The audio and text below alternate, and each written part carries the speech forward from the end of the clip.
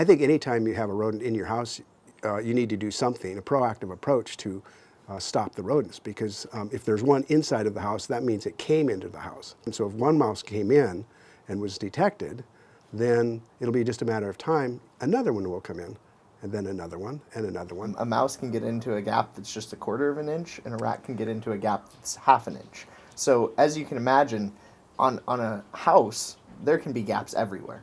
And we start by looking at all the obvious ones, and that's usually where the crawl space access, where you would crawl underneath your house. From the surface, it looks like it fits just fine, but when you start reaching up, especially like this corner, you know, I can get my whole finger back there.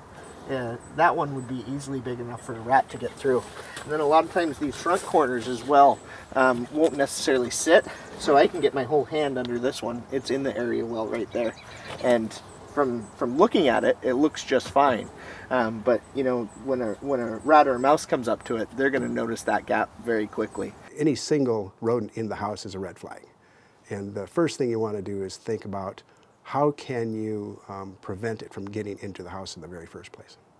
But you also want to lessen the conducive conditions outside of the structure. Conducive conditions, one, the biggest is the food sources. And so then there's plenty of food sources we provide, bird feeders, but gardens being another big one. And when you have a bird feeder, the rats come in, and mice come in and collect the food that falls onto the ground, and that'll just attract them and make conditions more conducive to them. This here is a bait station.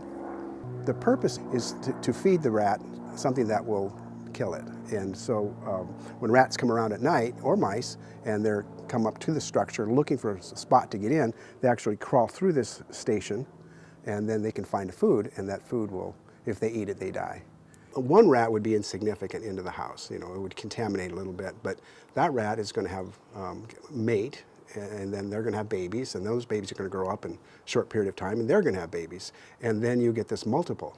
They like living with people.